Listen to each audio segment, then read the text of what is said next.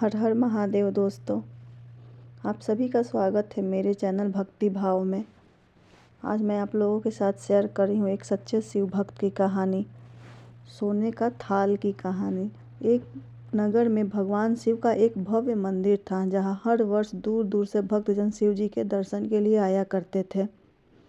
श्रावण का महीना था, दूर दूर से कांवड़िए कांवड़ लेकर भगवान शिव को जल अभिषेक करने आए हुए थे। मंदिर का परिसर भक्तों की भीड़ से भरा हुआ था। तभी अचानक आकाश में बिजलियाँ हुई और सोने का एक थाल उतरा। उसी थाल के साथ एक भविष्यवाणी हुई कि जो कोई भगवान शंकर का सच्चा भक्त और प्रेमी होगा, उसी को यह थाल मिलेगा। मंदिर के परिसर में उपस्थित सभी लोगों ने यह भविष्यवाणी सुनी। धीरे धीरे सभी इकट्ठे हो गए।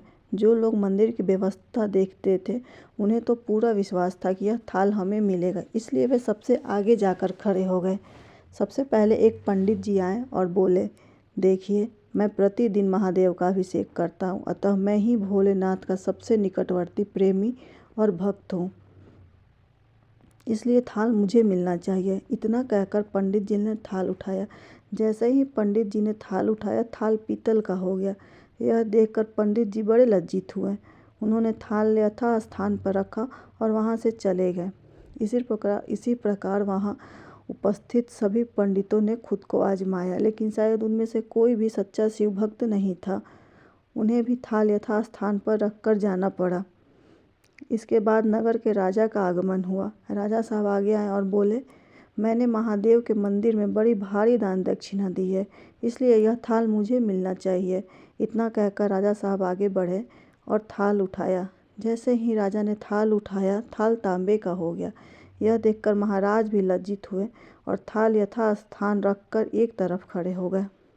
इसके बाद इसी तरह एक से बढ़कर एक दानी और महात्मा भक्त पधारे और थाल उठाया, लेकिन किसी के हाथ में कुछ और किसी के हाथ में कुछ हो गया, लेकिन सोने का नहीं रहा।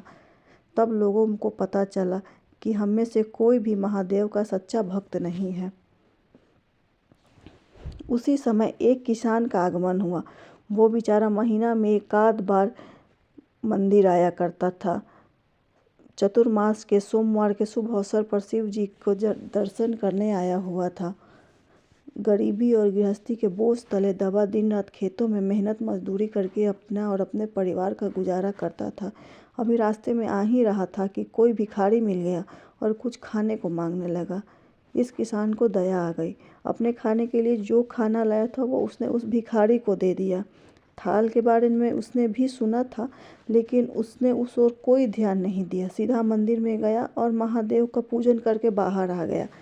परिक्रमा करके जाने को हुआ, तब पीछे से एक व्यक्ति बोला, भाई तुम भी थाल उठाकर देख लो, हो सकता है तुम ही वह सच्चे भक्त हो जिसके लिए यह थाल आया है। किसान को लगा वह व्यक्ति उसका मजाक बना रहा है। किसान हंसते हुए कहा, भाई मैं तो कोई पूजा पाठ भी नहीं करता, महीने में एकाध बार मंदिर आ पाता हूँ, मैं काहे का सच्चा भक्त। वह अजनबी बोला, भाई हम तो देख चुके हैं, हमारी भक्ति तो 2 कौड़ी की भी नहीं है, अब तुम भी अपना हाथ लगाकर देख लो।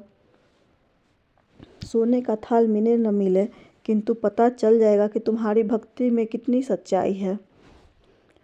लोगों के बहुत आग्रह करने पर आखिरकार उस भोले भाले किसान ने थाल उठाया।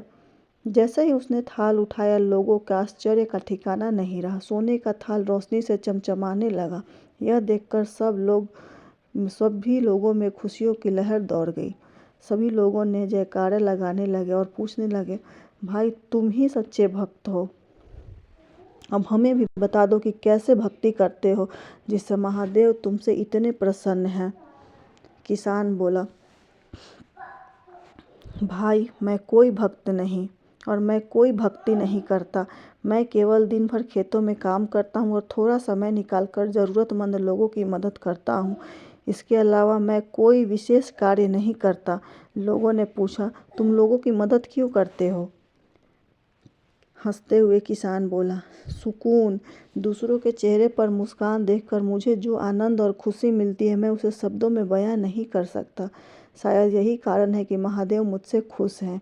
इसलिए हमेशा याद रखें, सत्कर्म का आरंभ भी आनंद से भरा होता है और अंत भी आनंददायक होता है। दुष्कर्म का आरंभ भी दुख से होता है और अंत भी दुखदायक होता है। आप सैकड़ों मील की यात्रा करके भी भगवान शिव को खुश नहीं कर सकते हैं। अगर आप दूसरों